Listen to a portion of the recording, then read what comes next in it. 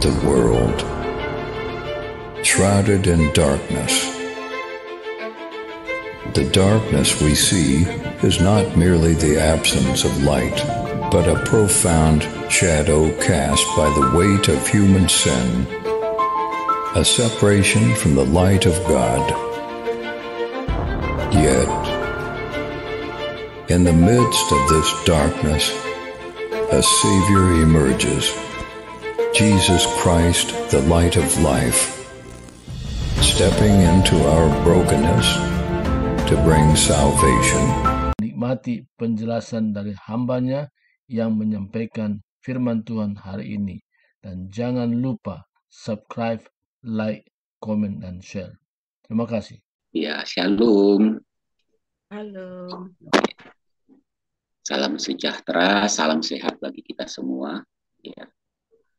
Pada hari ini di dalam Zoom The Power of Love, kita akan sharing bersama-sama yang tema lengkapnya langkah pertobatan yang pasti selalu diikuti oleh buahnya. Ya. Saya ulangi lagi, langkah pertobatan yang pasti selalu diikuti oleh buahnya. Mari kita bersatu dalam doa. Biarlah kebenaran firman-Mu yang kami dengarkan pada hari ini bukan saja membawa pencerahan bagi kami yang mendengarkannya, baik yang mengikuti secara langsung dalam Zoom maupun yang mengikuti lewat YouTube dan live streaming. Kiranya Tuhan Yesus menuntun dan bimbing kami melalui Roh-Mu yang kudus dan kebenaran firman-Mu. Dalam nama Tuhan Yesus kami berdoa. Amin. Bapak Ibu yang dikasihi oleh Tuhan Yesus Kristus, tema ini lahirnya dari kitab Injil Lukas pasal 24 ayat 45 sampai 48. Pada satu ketika Tuhan Yesus merasa perlu untuk menjelaskan kepada para murid-muridnya, ya, yang bisa diteruskan kepada setiap generasi, bahwa ya, semua umat Tuhan harus mengerti arti dan isi daripada kitab suci yang menyatakan tentang kasih karunia Tuhan, rencana keselamatan atau rencana penebusan, rencana perdamaian, rencana dilahirkannya kembali manusia di dalam Kristus, ya, rencana penciptaan baru manusia, agar dalam perjalanan hidup umat Kristen, ya, setelah mereka percaya pada Yesus, dapat benar-benar selaras dengan apa yang Tuhan rencanakan. Itu sebabnya di dalam Lukas 24 ayat 45 sampai 48 demikian firman Tuhan. Lalu ia membuka pikiran mereka, yaitu Yesus Kristus membuka pikiran para murid-muridnya. Kejadian ini setelah kebangkitan Yesus daripada kematian selama 40 hari, gitu ya. Tuhan Yesus perlu bertemu dengan para muridnya untuk memberitahukan rencana kasih karunia Tuhan dalam hidup manusia. Ya. Lalu ia membuka pikiran mereka sehingga mereka mengerti kitab suci. Kata Yesus kepada mereka, ada tertulis demikian, Mesias harus menderita dan bangkit dari antara orang mati pada hari yang ketiga. Jadi Tuhan Yesus memberitahukan tentang Mesias, yaitu dirinya, ya, dalam menebus segala dosa umat manusia, bahwa dia harus menderita, disalibkan, mati, dikuburkan, dan bangkit pada hari yang ketiga. Kira seperti itu garisnya. Ayat 47, dan lagi dalam namanya, yaitu dalam nama Yesus Kristus, berita tentang pertobatan dan pengampunan dosa harus disampaikan kepada segala bangsa. Ya. Mulai dari Yerusalem, karena peristiwa itu penyaliban Yesus, penebusan Yesus di Kalvari, ya, di Bukit Golgota, itu di Yerusalem.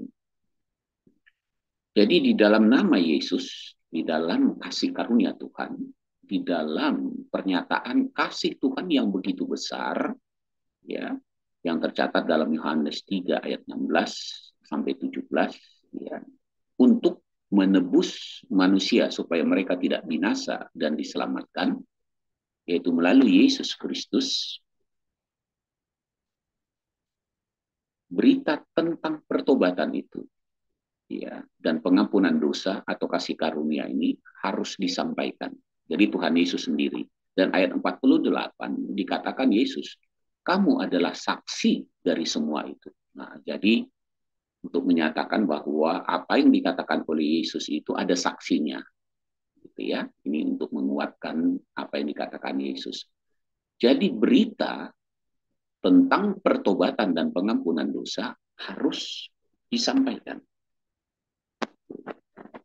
Sehingga kita tidak heran apabila kita membuka kitab Kisah Rasul pasal yang kedua, gitu ya. Satu pasal itu secara garis besarnya ketika para rasul, khususnya kita sorot tokoh yang bernama Petrus, ya, Rasul Simon Petrus, ketika dia berdiri menyampaikan kebenaran firman Tuhan tentang kasih karunia Tuhan, bahwa Yesus Kristuslah Sang Mesias dan Juru Selamat, maka dia mengatakan, ya, kepada seluruh yang hadir pada saat itu di Yerusalem, mereka bertanya, apakah yang harus kami perbuat, saudara-saudara?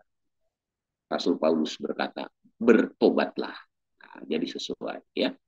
Jadi ketika seseorang telah mendengar kabar baik tentang kasih karunia di dalam Yesus Kristus, dan dia mempercayai tentang kasih karunia tersebut, tentang pengampunan dosa, ya, tentang kasih Tuhan yang begitu besar agar manusia tidak binasa dan dapat diselamatkan, atau mengingat kembali pernyataan Yesus, akulah jalan, kebenaran, dan hidup, gitu ya. Dan tidak ada seorang pun sampai kepada Bapa kalau tidak melalui aku, di dalam Yohanes 14 ayat 6. Maka pesannya, setelah semua saudara-saudara menerima dan mengakui Yesus sebagai Tuhan dan Juru Selamat, menerima kasih karunia pengampunan dosa, langkah yang harus dilakukan atau respon yang dilakukan adalah pertobatan. Ya. Sehingga Tuhan Yesus memang harus mengingatkan dan menegaskan kembali kepada para muridnya bahwa pertobatan itu adalah respon atas kasih karunia Tuhan. Bapak, Ibu, Saudaraku yang dikasihi oleh Tuhan Yesus Kristus, mengapa hal ini harus disampaikan? Nah, Rasul Paulus dengan jelas menulis suratnya di dalam kitab Roma, ya, pasal 3, ayat 23 sampai 25, gitu ya, untuk menegaskan bahwa kasih karunia itu memang harus direspon dengan pertobatan. Ayat 23 dari Roma 3 ayat 23. Karena semua orang telah berbuat dosa dan telah kehilangan kemuliaan Tuhan. Jadi karena semua orang telah berbuat dosa dan telah kehilangan kemuliaan Tuhan, maka manusia membutuhkan kasih karunia, ya, untuk diperdamaikan, untuk ditebus, untuk diampuni, ya, untuk diperkenankan, ya, di hadapan Tuhan. Maka ayat 24 dikatakan, dan oleh kasih karunia telah dibenarkan dengan cuma-cuma karena penebusan dalam Kristus Yesus. Nah, itulah kasih karunia. Dengan cuma-cuma, bukan ada usaha manusia untuk menerima penebusan tersebut. Tetapi, nah, saya ingatkan, tetapi, ya, siapapun yang telah menerima Yesus sebagai Tuhan dan Juru Selamatnya, ya, telah menerima kasih karunia Tuhan di dalam Kristus, haruslah merespon kasih karunia yang begitu besar itu dengan langkah pertobatan. Karena pertobatan itu makna artinya adalah mengambil keputusan untuk mengasihi Tuhan, melakukan perintahnya gitu ya, dengan segenap hatinya, segenap jiwanya, segenap akal budi dan kekuatannya, dan mengasihi sesamanya seperti dirinya sendiri. Itulah pernyataan daripada Tuhan Yesus, baik di dalam Yohanes 14 ayat 15 maupun yang dituliskan oleh Rasul Paulus di dalam Roma, gitu ya, untuk mengingatkan umat Kristen yang ada di Roma agar mereka itu tidak menjadi 12 ayat 2. Rasul Paulus mengingatkan umat Kristen yang ada di Roma, janganlah kamu menjadi serupa dengan dunia ini, tetapi berubahlah oleh pembaharuan budimu. Jadi berubahlah oleh pembaharuan budimu, ya, supaya engkau mengerti dan tahu apa yang menjadi kehendak Tuhan, ya, dan dapat membedakan apa yang baik, yang berkenan kepada Tuhan, dan yang sempurna.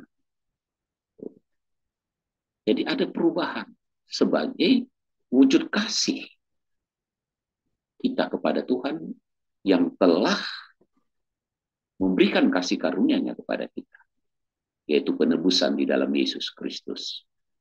Bapak, Ibu, Saudaraku yang dikasihi oleh Tuhan Yesus Kristus. Manusia yang telah kehilangan kemuliaan Tuhan karena dosa, ketika menerima kasih karunia Tuhan, maka segala dosa dan kesalahannya telah ditebus oleh Yesus Kristus. Dan kemuliaan Tuhan dikembalikan di dalam dirinya.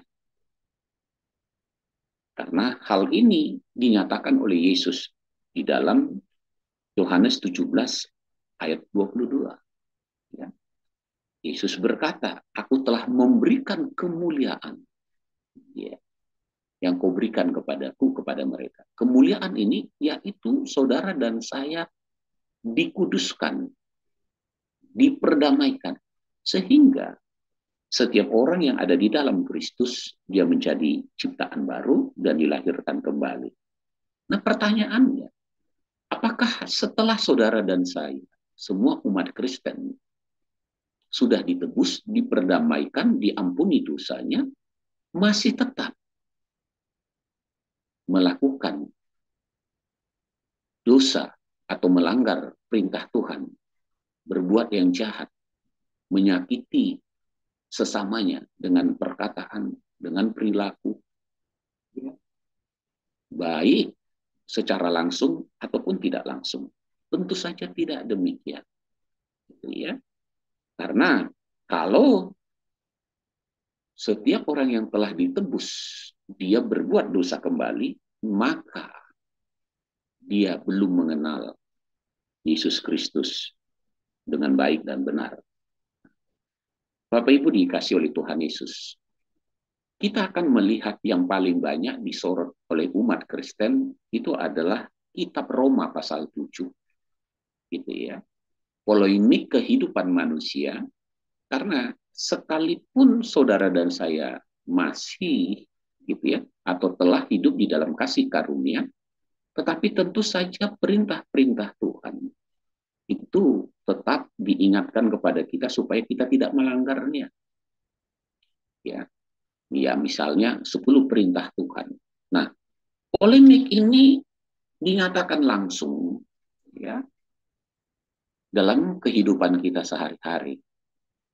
Di dalam Roma 7 ayat 18 sampai 20 dikatakan demikian. Sebab aku tahu di dalam aku, yaitu di dalam aku sebagai manusia, tidak ada sesuatu yang baik. Sebab kehendak memang ada di dalam aku, yaitu kehendak yang baik. Tetapi bukan hal berbuat apa yang baik. Sebab bukan apa yang aku kehendaki, yang itu yang baik yang aku perbuat, melainkan apa yang tidak aku kehendaki, yaitu yang jahat yang aku perbuat. Saudara bisa baca seterusnya, gitu ya. Inilah polemik. Sehingga banyak orang Kristen berpikir bahwa untunglah ada kasih karunia, sehingga polemik ini sudah diselesaikan. Apabila saya berbuat dosa atau jatuh di dalam dosa, maka dosa itu tidak lagi Tuhan perhitungkan. Karena sudah ditebus oleh Tuhan Yesus Kristus. Sehingga dia merasa nyaman, gitu ya. Ketika dia berbuat dosa, tidak lagi ada merasa bersalah yang besar, atau hanya sekedar merasa bersalah, lalu berlalu begitu saja, dan dia berkata, mengutip 1 Yohanes 1, ayat 9, bahwa Tuhan itu setia dan adil, barang ya, bila kita mengaku dosa kita, maka dia akan mengampuni. Lalu lahirlah pernyataan yang keliru, bahwa setiap orang Kristen itu katanya ya dari beberapa sudut pandang bertobat setiap hari, gitu ya. Kita harus bertobat setiap hari. Lupa arti kata bertobat setiap hari. Bertobat setiap hari artinya berarti melakukan pelanggaran atas perintah Tuhan atau berbuat jahat setiap hari. Nah, itu artinya, ya. Jadi kalau saudara dan saya bertobat setiap hari, maka kita tidak akan ada perubahan sama sekali setelah kita menerima kasih karunia. Jika saudara dan saya bertobat setiap hari, maka saudara dan saya tidak pernah mengasihi Tuhan dan mengasihi sesama. Ya, setiap hari juga. Karena perlu bertobat, berarti melanggar terus. Gitu ya, jatuh bangun, nggak berubah-berubah saja. Jadi kalau dikenal, Pak, saya kenal dia sebagai seorang pemarah, ya. Kalau marah maki-maki, nah setelah di dalam Tuhan pun dia marah juga maki-maki. Lalu dia bilang, maafkan saya, gitu ya. Tuhan ampuni saya. Lalu dia merasa, ya, Tuhan sudah mengampuni. Nah, kapan-kapan lagi nanti dia maki-maki lagi. Nah, kalau dia seorang pencuri, ya Tuhan ampuni saya. Ya, dia merasa sudah diampuni karena kasih karunia. Lalu beberapa waktu kemudian ketika dia membutuhkan, dia mencuri lagi. Lalu dia bertobat lagi, terus mencuri lagi, bertobat lagi. Nah, kalau orang penjara mengatakan, ya di sipir penjara, ini langganan di penjara ini, Pak. Gitu ya. keluar masuk terus, ya. Nah, saya nggak mau mengartikan itu dengan istilah yang banyak, dengan tomat katanya, ya. Nah, tetapi jika saudara dan saya mengatakan harus bertobat setiap hari, maka setiap hari saudara masih tetap sama. Aku masih seperti yang dulu. Kira-kira begitu, ya. Tidak berubah di dalam Kristus. Nah, ini sangat berbahaya. Jadi kalau memang begitu, hati-hati Bapak Ibu yang menyatakan dia bertobat setiap hari. Kalau saudara berjalan bersama-sama dengan dia atau dalam satu rumah dengan dia, hati-hati, ya. Kalau dia tukang pukul, AKDRT yang suka viral, gitu kan, yang lagi viral-viral ini udah masuk TV juga, ya. Nah, saudara tahu maksud saya, gitu ya. Nah, walaupun berpendidikan tinggi, udah jadi seorang rohaniawan, ya, suka katakan KDRT, maka saudara siap-siap saja akan mengalami hal itu.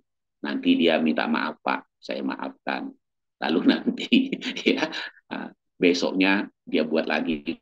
Pokoknya dia buat lagi, Pak. Nah, terus saja begitu, maka percayalah, gitu ya, kehidupannya tidak akan pernah berubah, gitu ya. Lalu tidak akan tahan, ya, lalu timbullah masalah yang lebih serius. Kalau saudara berjalan, dia cerita misalnya begini, maaf, misalnya saya sebut aja, ya enak, karena Ibu Tiar selalu tersenyum, saya bilang, ya, misalnya berjalan dengan Ibu Tiar, dengan tim, lalu, Bu Tiar, saya ini dulu kebiasaan saya suka mencuri, Bu, tapi saya sudah bertobat.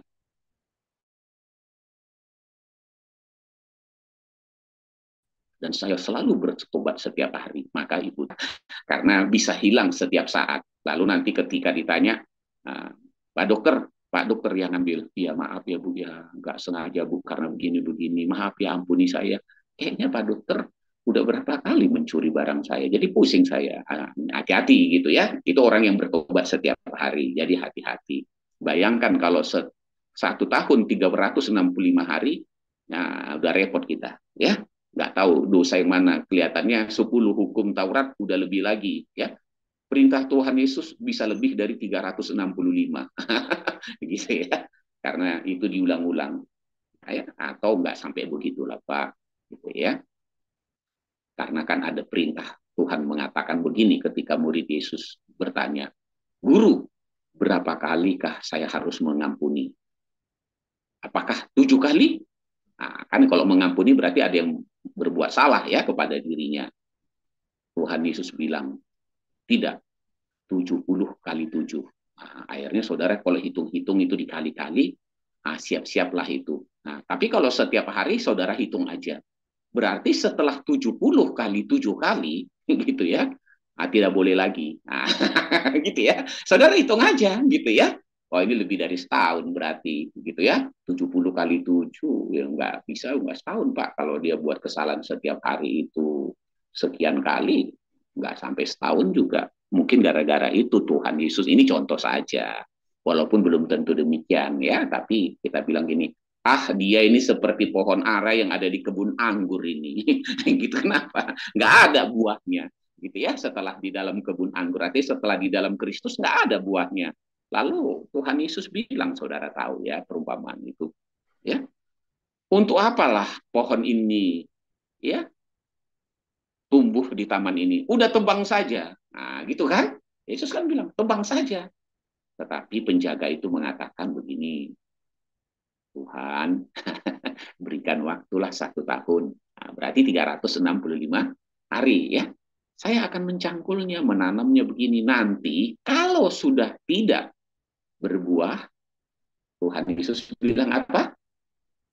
Tebang saja. Ya, mungkin lah ya kalau kita di dalam Tuhan Yesus ya saya hanya mengatakan saja ya, tapi itu bukan polanya. Setelah di dalam Yesus Kristus saudara dan saya, setelah 1 tahun kira-kira gitu tidak juga berbuah, kayaknya ada something wrong ini. Gitu ya.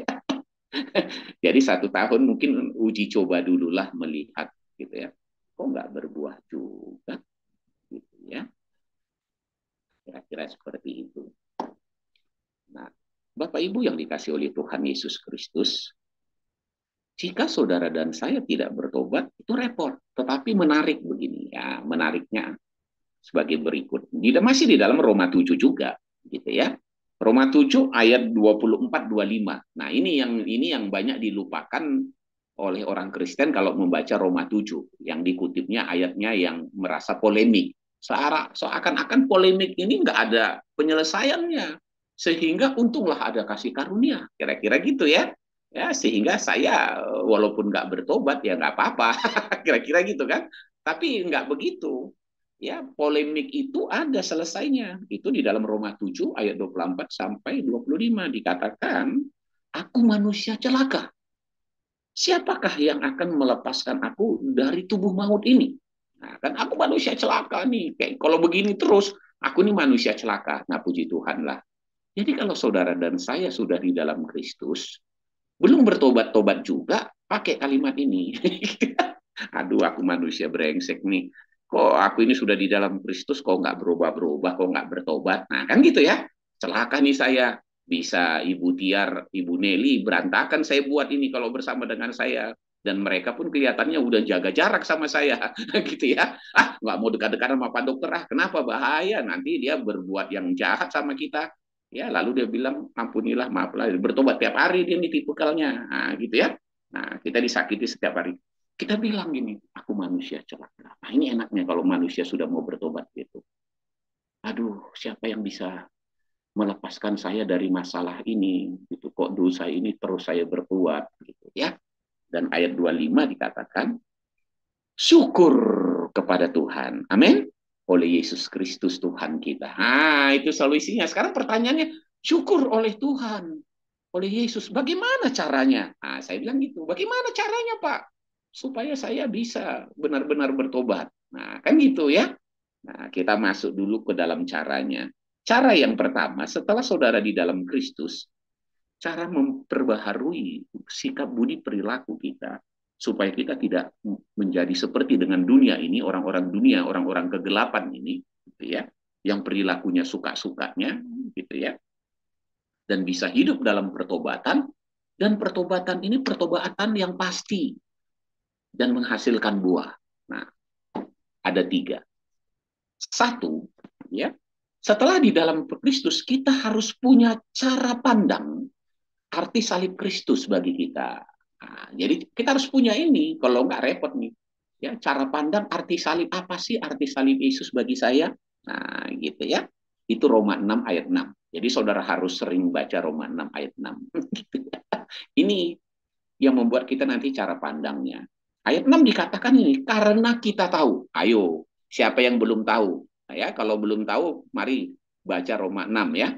Karena kita tahu. Nah, yang tahu ini, nah, jadi enak gitu ya, dia akan memperbaharui, dia akan pasti bertobat. Karena kita tahu apa?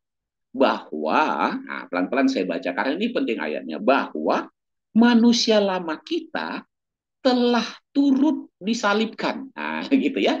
Karena kita tahu, Pak, saya belum tahu, Pak. Ya, sekarang saya kasih tahu bahwa manusia lama kita turut disalibkan bersama Kristus di kayu salib waktu itu. Nah, jadi harus tahu. Udah tahu nggak? Oh ya Pak, saya sudah tahu sekarang. Nah, untuk apa tahu itu? Tunggu Pak, bacakanlah Pak ayatnya lagi biar saya dengar. Nah, kan gitu ya. Supaya tubuh dosa kita hilang kuasanya. Amin. Nah, kan kita bilang kan, aduh, siapakah yang bisa tolong saya? Ya, saya ada kemauan yang baik, tapi ini dosa ini ada tubuh saya ini kuasa dosanya ada. Oh, nah, jadi solusinya miliki cara pandang ini. Amin. Bahwa di salib Yesus, manusia lama kita telah turut disalibkan. Agar jangan kita menghambakan diri lagi kepada dosa. Amin. Nah, ini memang identik dengan Galatia 5 ayat 1 ya. Kita telah dimerdekakan di dalam Kristus benar-benar supaya ya janganlah kita mau lagi diperhamba lagi atau hidup. Nah, terus ada orang mengatakan, Pak, saya bukan hamba dosa, Pak. Saya cuma jatuh dalam dosa. Kira-kira begitu kan. Pak, saya bukan hamba dosa, Pak. Saya ini jatuh. Coba ceritakan, apa arti jatuh dalam dosa? Itu kan nggak sama jatuh dari motor. Jadi beda. Jatuh dalam dosa artinya, Pak, ini, Pak, saya digoda, Pak. Terus firman Tuhan bilang, jangan berzina, Pak. Terus, ya saya berzina, Pak. Nggak kuat. Itu sama aja. Jatuh dalam dosa, kan itu melanggar. Nah, mengapa saya mengatakan ini? Saudara perhatikan, ya, kalau saudara mengatakan saya jatuh dalam dosa, bukan hamba dosa, maka ingat Yohanes 8 ayat 34 ya.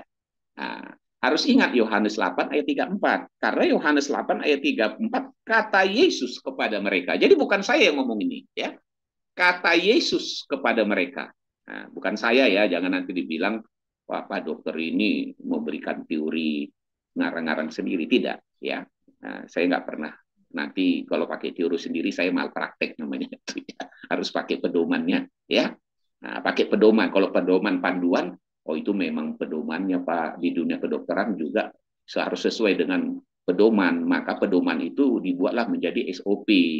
Kayak mana cara kerja supaya jangan malpraktek atau sesat gitu ya, keliru ya. Yohanes 8 ayat 34 kata Yesus kepada mereka, aku berkata kepadamu, sesungguhnya setiap orang yang berbuat dosa. Nah, perhatikan betul kan? Jadi mau dia bilang istilahnya jatuh, kan kalau jatuh dalam dosa berarti berbuat dosa. Ya, lain kalau saudara didorong itu namanya, ya, polisi juga tahu. Kenapa Pak? Dia diancam untuk berbuat itu ya karena diancam. Ya, dia dicekoki narkoba, ya disuruh minuman keras, lalu dia disuruh gitu ya dengan ancaman juga, itu beda lah ya. Nah, ya, Yesus mengatakan, aku berkata kepadamu, sesungguhnya setiap orang yang berbuat dosa, dikatakan apa? Adalah hamba dosa. Nah, gitu ya. Nah, itu Yesus yang ngomong, bukan saya. Ya, oke. Jadi cara pandang ini harus kita miliki, bahwa manusia lama kita, tabiat-tabiat kedagingan kita sebenarnya. Itu kalau dibilang begitu ya, perbuatan daging, perilaku daging, sikap ini sikap kita ya, itu turut disalibkan. Maka ayat 11 dalam Roma 6 ayat 11 ya, demikianlah hendaknya kamu memandangnya. Nah, gitu kan? Demikianlah hendaknya kamu memandangnya, bahwa kamu telah mati bagi dosa, tetapi kamu hidup bagi Tuhan dalam Kristus Yesus. Kita telah mati bagi dosa, jadi kita nggak lagi mau melakukannya. Makanya ada satu nyanyian yang mengatakan demikian, baiknya saja kecil. Ku telah mati dan tinggalkan cara hidupku yang lama. Semuanya sia-sia dan tak berarti lagi. Nah ya, kalimat selanjutnya saudara tahu. Jadi dia telah menyatakan telah mati. Kalau dia tidak memiliki cara pandang ini, dia sulit sekali bertobat. Nah itu pasti ya, dia sulit sekali bertobat. Itu yang pertama. Nah setelah kita memiliki cara pandang tentang manusia lama kita telah turut disalibkan, ya Pak, saya udah pandang Pak. Ya, manusia lama saya sudah disalibkan di dalam Kristus. Saya udah mati. Lalu sekarang apa dong Pak yang harus saya lakukan? Nah, sekarang rubah cara berpikirmu supaya nanti ya cara pandang kamu yang telah mati di kayu salib itu bisa kamu teguhkan. Caranya bagaimana, Pak? Makanya yang kedua, punya pola pikir yang benar ya di dalam Kristus. Punya pola pikir yang benar di dalam Kristus. Ini yang dikatakan sebenarnya hidup oleh Roh, ya. Punya pola pikir yang benar. Maka dikatakan, mengapa demikian? Karena dalam Roma 8 ayat 5 dikatakan demikian. Sebab mereka yang hidup menurut daging, yaitu menurut daging melakukan hal-hal yang jahat, melakukan yang perbuatan-perbuatan dosa. Nah, itu artinya ya, menurut daging itu saudara tahu Galatia 5 perbuatan daging ini udah tahu ya. Nah, sebab mereka yang hidup menurut daging atau melakukan dosa, memikirkan hal-hal yang dari daging. Nah, mereka pikirkan juga yang daging-daging. Kapan ya saya bisa mencuri? Kapan ya saya bisa dekati orang itu? Kapan ya saya... jadi begitu mikirinnya, gitu ya. Isi pikirannya. Nah, terus mereka yang hidup menurut Roh, memikirkan hal-hal yang dari Roh. Nah, jika saudara dan saya mau hidup benar, mulailah memikirkan hal-hal yang benar. Hal-hal yang dari Roh itu apa, Pak? Yang benar. Bagaimana saya bisa memikirkan hal yang dari Roh? Ya baca Alkitab. Ya, karena Alkitab itu atau firman Tuhan itu membuat saudara bisa berpikir dengan baik dan benar. Karena firman Tuhan di dalam 2 Timotius 3 ayat 16 dikatakan itu bermanfaat mengajar. Oh, begitu. Jadi ini nggak boleh dong ya. Iya, ini salah. Iya. Lalu perbaiki. Oh, harusnya begini ya. Oh, jadi kalau gitu saya akan begini. Saya nggak boleh mencuri lagi, harus begini. Terus kita dididik. Oke, ya. Jadi orang yang mau hidup bertobat rajin sekali baca Alkitab. Senang banget baca Alkitab. Hasilnya apa? Nah, itu hasilnya Filipi 4 ayat 8. Ya, dikatakan apa? Jadi akhirnya saudara-saudara, nah semua yang benar, pikirkan itu. Oh iya, ini nggak benar. Yang ini yang benar. Nah, semua yang mulia, nah ini yang mulia nih begini. Saya kan udah hidup dalam kemuliaan Tuhan. Yang ini nggak boleh. Yang ini yang mulia. Yang adil, nah ini yang adil nih begini. Kalau ada begini harusnya begini. Yang suci, yang ini nggak suci nih. Yang suci ini begini. Nah, kita tanamkan dalam diri kita. Ya, kita tanamkan. Dengan cara apa? Memperkatakannya. Kita baca misalnya jangan mencuri, tidak boleh mencuri, ya. Jangan mencuri, jangan berzina, jangan membunuh, jangan maki-maki misalnya begitu ya. Ini kita perkatakan, lalu kita renungkan. Lama-lama tertanam di dalam bawah alam sadar kita sehingga kita bisa bertindak hati-hati. Nah, kira-kira gitu. Ketika ada suatu enggak hindar gitu ya. Nah, cara kita berpikir. Nah, yang ketiga adalah gitu ya. Kita memberi diri kita untuk dipimpin oleh Tuhan atau oleh Roh Kudus untuk melakukan kebenaran firman Tuhan itu yang kita lakukan tadi, yang kita pikirkan tadi. Jangan udah mikir yang benar, tapi eksekusi akhirnya lain. Maaf Pak, tadi saya nggak mau marah-marah Pak. Terus, oh nggak tahan Pak di sini, sakitnya tuh di sini Pak, nggak tahan gitu ya. Akhirnya nggak jadi lah Pak, gitu. Kenapa nggak jadi? Ya namanya Pak, kita juga manusia. Nah ini repotnya begitu, gitu ya. Bukan kita ini anak Tuhan gitu, udah dilahirkan baru, tidak. Nah kita mau, ini namanya dipimpin oleh Roh Kudus, gitu ya. Mengasihi Tuhan dan sesama. Karena memang penolong itu Roh Kudus diberikan untuk kita bisa mengasihi Tuhan. Itu Yohanes 14, 15, 16, 17 kan gitu ya. Makanya dikatakan di dalam Galatia 5 ayat 25, jikalau kita hidup oleh Roh, jikalau kita sudah mengisi pikiran kita hal-hal yang baik, yang mulia, yang suci, yang sedap didengar, baiklah hidup kita juga dipimpin oleh Roh. Baiklah kita juga dipimpin oleh pikiran-pikiran yang baik tadi dalam satu situasi. Bagaimana caranya? Caranya harus hafal Matius 5 ayat 37. Ya. Nah, apa itu Pak Matius 5 ayat 37? Kita tahu kapan harus mengatakan ya. Jika ya, katakan ya. Jika tidak, katakan tidak. Selebih itu pasti salah, pasti dosa. Nah, jangan dibalik-balik. Pas kali harusnya tidak, iya. Pas kali harusnya iya, tidak. Nah, kita tahu mengatakan ya. Pak, bagaimana saya harus mengetahui ya? Ya berarti langkah kedua tadi belum dipikirkan. Masukkan yang pikiran yang benar. Nanti kalau misalnya Ibu biar marah-marahin saya karena ya saya salah atau apa, saya senyum, terima kasih Bu atas tegurannya. Terus Ibu biar tensinya makin tinggi, terima kasih Bu, tensi Ibu kok makin tinggi marahnya, hati-hati Bu, nanti bisa kena stroke. Ibu biar jadi mikir. Cara menjawabnya enak, mau makin tinggi lagi tensinya. Apa maksud kamu ngomong begitu? Bu, hati-hati, kendalikan dirinya Bu, jangan sampai marahnya berlebihan. Ya, nanti Ibu bisa tumbang airnya. Ya. Ini lain ya Pak dokter, ini menjawab merespon saya ketika marah, dia nggak emosi, malah dia ngingatin saya. Begitu ya.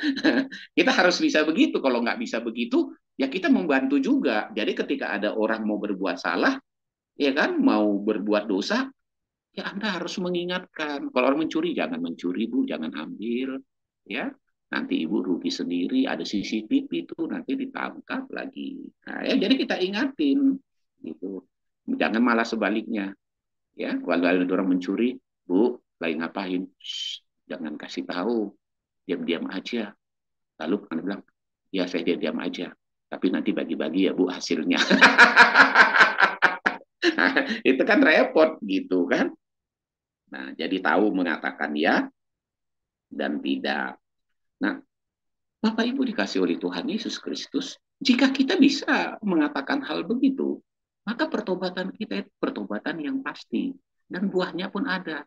Apa buahnya? Orang bilang, beda dia sekarang. Amin. Ya, beda, nggak sama lagi. Udah berubah, bener-bener. Dulu galak kali. Lihat aja matanya kalau dulu nyorot, waduh, lebih tajam dari harimau. Nah sekarang ya, dia lemah lembut. Aduh, sabar banget ya sekarang. Dulu dia sombong, sekarang dia rendah hati. Bahkan sudah kita uji begini. Kenapa ya? Karena dia bisa mengatakan ya pada saat ya tidak. Katakan tidak. Bertobat deh dia. Nah, kira-kira seperti itu yang saya mau sampaikan. Jadi Bapak Ibu Saudara kasih 3 langkah untuk pertobatan ini. Jika kita lakukan, akan sukses bersama Tuhan. Kenapa? Gitu ya. Karena bukan hanya kekuatan kita, kasih karunia-Nya yang begitu besar menyentuh hati kita. Lalu ada niat kita untuk bertobat, berbuat baik, Roh Kudus menolong, kita isi, kita bilang, manusia lama saya sudah turun disalibkan di sana, terima kasih Tuhan Yesus. Lalu untuk itu saya isi pikiran saya yang baik, lalu pikiran saya yang baik ini saya lakukan ketika ada sesuatu dalam hidup saya. Nah, ya, saya lakukan itu. Nah, sehingga orang lain bilang, hebat, ya bisa. Ada kesempatan pun kita goda, dia mau, nggak mau. Bahkan ketika ada istri Potifar, ya ini misalnya kalau laki-laki ada seorang wanita yang cantik, halus kulitnya, lebih halus dari mentega, harum lebih harum dari ya, bunga mawar, gitu kan? Nah, Yusuf tetap mengatakan tidak untuk hal yang tidak. Amin. Ya, tidak. Sekalipun untuk hal itu dia malah digosipkan, ya. Dia dituduh lalu masuk penjara. Apapun konsekuensinya, kalau untuk tidak, saya katakan tidak. Apapun konsekuensinya, jika saya katakan ya, saya harus katakan ya. Contohnya apa? Tuhan Yesus bilang, ketika aku lapar, harus dikasih makan nggak? Kasih. Maka dia peduli. Aduh, kesian ini, teman saya ini, dia membutuhkan ini. Kalau nggak saya kasih, nanti kapan dia makan? Bukan berdoa. Tuhan Yesus, berikanlah Pak Dokter itu makan. Saya punya makan cuma 2 roti untuk saya dan anak-anak saya. Ya, ini biarlah untuk saya. Tuhan pakailah, kirimlah burung gagakmu yang lain.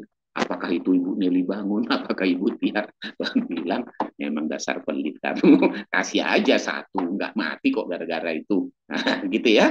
Amin. Ya. Nah, cuma di Makedonia kan gitu. Ya, walaupun mereka itu miskin, banyak masalah, tapi mereka untuk pelayanan, mereka mau memberi. Amin. Ya. Amin. Sehingga Yesus bilang, hai anakku, karena kamu mau memberi aku makan ketika aku lapar, kamu ada di sebelah kanan. Ya domba. Nah, karena Pak Dokter ini, dia nggak mau ngasih makan, nah dia sejenis kambing aja. Dia cuma nyeruduk aja. Dia mau berkat, nggak mau membagi berkatnya. Nah, sebelah kiri. Kan Tuhan bilang, akhirnya saudara tahu kan, yang mana yang masuk surga. Kiranya apa yang saya sampaikan ini, ya, bisa menjadi gambaran bagi Bapak Ibu sekalian, bahwa pertobatan itu indah, ya, bukan hanya membuat hati kita damai sejahtera, orang-orang di sekitar juga jadi tersenyum, amin, ya, senyum gitu, senyum, udah berubah baik sekali dia sekarang, gitu ya. Nah, dulu dia merokok, sekarang nggak merokok, Pak, nggak ada ayatnya rokok, Pak, gitu ya, cari-cari ayatnya rokok. Anda nggak usah cari ayatnya rokok itu nggak ada di dalam kitab suci, ayatnya rokok itu ada di kotak rokok itu, masa itu ya. Lah, memang itu ayat, Pak. Ingat aja, baca aja di kotak rokoknya, peringatan. Nah, apa peringatannya? Ya, rokok bisa membunuhmu, itu aja nggak tahu. Itu kan Tuhan kan bisa memakai apa namanya menulis ayat ya di atas kertas, nggak mesti harus di Alkitab. Ya, rokok membunuhmu. Nah, apalagi ayat, Pak. Kalau saudara lihat ada rumah kosong, gedung kosong, ditulis di situ, ya, pasal sekian. Tidak boleh masuk, melanggar akan ditangkap. Nah, itu firman-Nya. Karena kan Tuhan bilang gini, aturan-aturan pemerintah taatilah. Amin. Ya, Tuhan juga bisa menyampaikan firman-Nya melalui pemerintah. Jadi, oh itu bukan ayat firman Tuhan, Pak Dokter itu bohong aja, Pak. Coba ambil kotak rokoknya. Peringatan. Nah, peringatan dari siapa itu? Dari pemerintah. Taatilah pemerintahmu. Udah tulis kok di situ.